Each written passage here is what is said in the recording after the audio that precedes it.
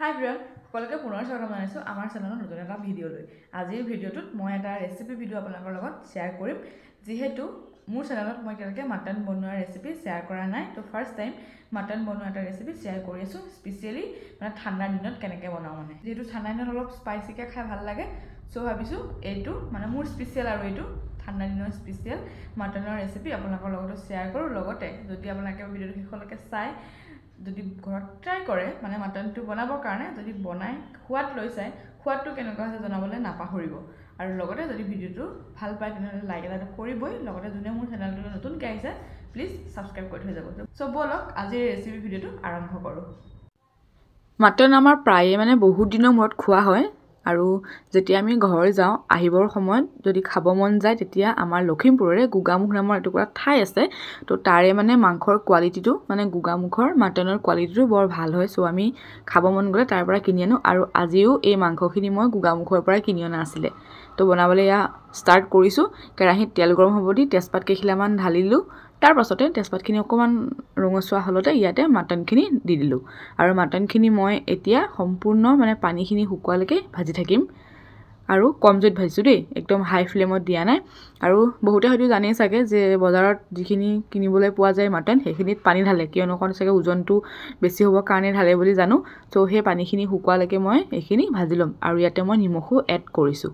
তাৰ পাছতে এয়া আছিলে পিঁয়াজ, আদা নহৰু আৰু জলকীয়া। মই কেঁচা জলকীয়া 3টা ব্যৱহাৰ কৰিছোঁ। লগতে এইফালে আছে শুকান মছলা, জিৰা, ধনিয়া, শুকান জলকীয়া, লং, ইলাচি, ডালচেনি, তাৰপিছত ডাঙৰ ইলাচিটো আছিলে মানে ক'লা কালাৰৰ যোনটো ইলাচি।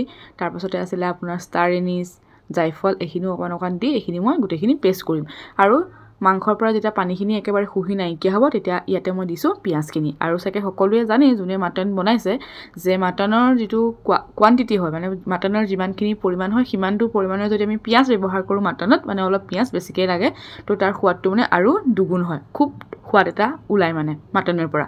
আৰু পিঁয়াজখিনি অলপ সময় ভজাৰ পাছত ইয়াতে মই সেই মছলাৰ পেষ্ট আৰু আদা নহৰুৰ পেষ্টখিনিও দি এইখিনি এতিয়া ভাজি ল'ম।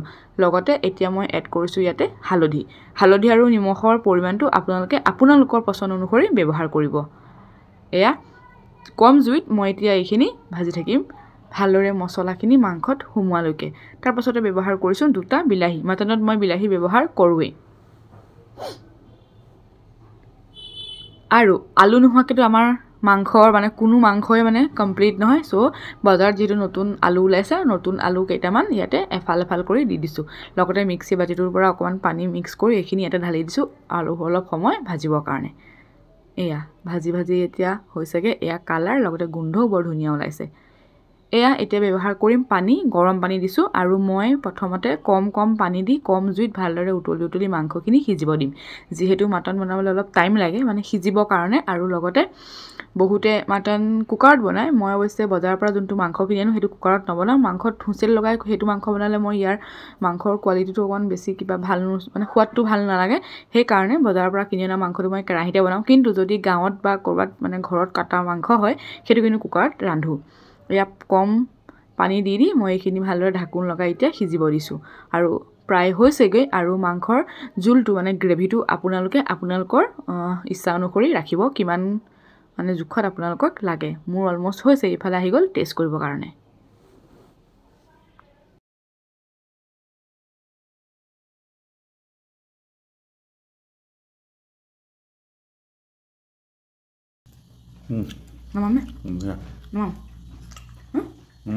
আৰু এয়া শুনিলেই নহয়, টেষ্ট কৰি যেতিয়া হ'ল বুলি ক'লে এয়া মই ইমানতে আৰু মাংসখিনি গেছ অফ কৰি ৰাখি দিলোঁ খাবৰ কাৰণে। আৰু এয়া লৈ লৈছোঁ মাটন আৰু ভাত। মাংস হ'লে আৰু মাংসৰ ভাতেই হৈ যায় আৰু।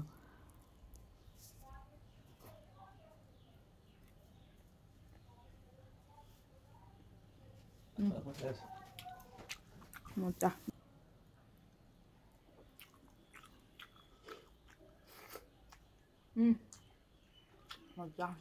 বনাই খাই চাব, আৰু সোৱাদ কেনেকুৱা হৈছে জনাবলৈ নাপাহৰিব।